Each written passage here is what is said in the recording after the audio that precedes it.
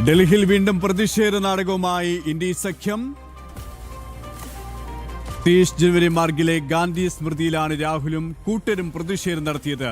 NEET വിഷയത്തിൽ സർക്കാർ ചർച്ചയ്ക്ക് വിളിച്ചെങ്കിലും അതിന് തയ്യാറാകാതെ ഡൽഹിയിലെ അക്രമങ്ങൾക്ക് ഊർജം പകരാനാണ് പ്രതിപക്ഷം ലക്ഷ്യമിടുന്നത്. വിശദാംശങ്ങളുമായി ആദർശ് ചേരുകയാണ്. ആദർശ്, എല്ലാ വിഷയങ്ങളിലും ചർച്ചയാകാമെന്നുള്ള നിലപാട് കേന്ദ്ര സർക്കാർ സ്വീകരിക്കുമ്പോഴും അതൊന്നും വേണ്ട, ചർച്ചയ്ക്കില്ല എന്ന് പറയുന്നതിന്റെ ലക്ഷ്യം ബോധപൂർവം കലാപം തീർക്കുകയാണ്, സംഘർഷം സൃഷ്ടിക്കുകയാണ്.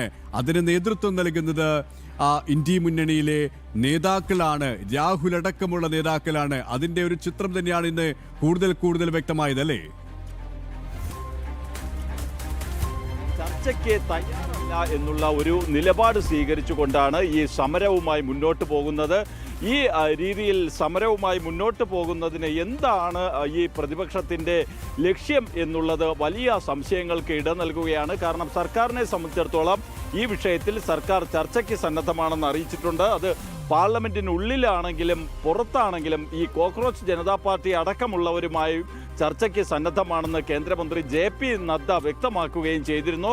സമയവും സ്ഥലവും അടക്കമുള്ള കാര്യങ്ങളിലേക്ക് ഈ ചർച്ച സംബന്ധിച്ചുള്ള വിഷയം അത് നീളുകയും ചെയ്യുന്ന ഒരു സാഹചര്യത്തിലാണ് ഇത്തരത്തിൽ പ്രതിപക്ഷത്തിൻ്റെ ഭാഗത്തു നിന്ന്, പ്രത്യേകിച്ച് ഇന്ത്യ സഖ്യത്തിൻ്റെ ഭാഗത്തു നിന്നും രാഹുൽ എന്ന് പറയുന്ന പ്രതിപക്ഷ നേതാവിൻ്റെ ഭാഗത്തു നിന്ന് ഉത്തരവാദിത്വമുള്ള ഒരു നേതാവിന്, ഒരു പ്രതിപക്ഷ നേതാവിന്, ഒരു ജനപ്രതിനിധിക്ക്, ഒരു രാഷ്ട്രീയ പാർട്ടിയുടെ നേതാവിന് ചേരാത്ത വിധത്തിൽ ചർച്ചയ്ക്ക് സന്നദ്ധത അറിയിക്കുന്ന സർക്കാരിൻ്റെ നിർദ്ദേശങ്ങൾ പോലും തള്ളിക്കളഞ്ഞുകൊണ്ടുള്ള ഈ രീതിയിലുള്ള സമരം തുടരുന്നത്.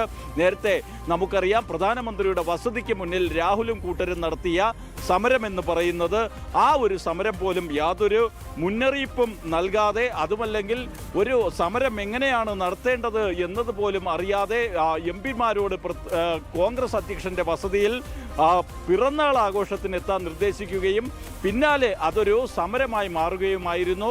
അതേ രീതിയിൽ പൊടുന്നനെ 30 ജനുവരി മാർഗിലെ ഗാന്ധി സ്മൃതിയിലേക്ക് പ്രതിപക്ഷ MP-മാരെയും കൂട്ടി രാഹുൽ നടത്തിയ ഈ ഒരു പ്രതിഷേധ നാടകവും ഇതിൻ്റെ ഒക്കെ ലക്ഷ്യമെന്ന് പറയുന്നത് രാജ്യതലസ്ഥാനത്ത് അരാജകത്വം അഴിച്ചുവിടുക എന്നതാണ്.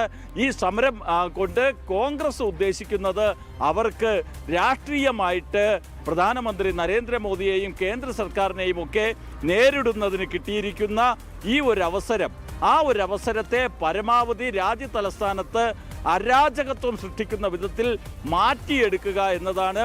അതിൻ്റെ ഭാഗമായിട്ടാണ് ഇത്തരം നീക്കങ്ങൾ രാഹുൽ അടക്കമുള്ള പ്രതിപക്ഷ നിരയിലെ നേതാക്കളുടെ ഭാഗത്തു നിന്നുണ്ടാകുന്നത്. കോക്രോച്ച് ജനതാ പാർട്ടി അവർ ജന്തർ മന്ദറിൽ ധർണ നടത്തുന്നു. അവിടെ വലിയ അക്രമങ്ങൾ അവർ അഴിച്ചുവിടുന്നു. ആ അക്രമങ്ങൾക്ക് കൂടുതൽ ശക്തി പകരുന്ന വിധത്തിലാണ് പ്രതിപക്ഷ നേതാവിൻ്റെ നേതൃത്വത്തിലുള്ള ഇത്തരം സമരങ്ങളും നടക്കുന്നത്.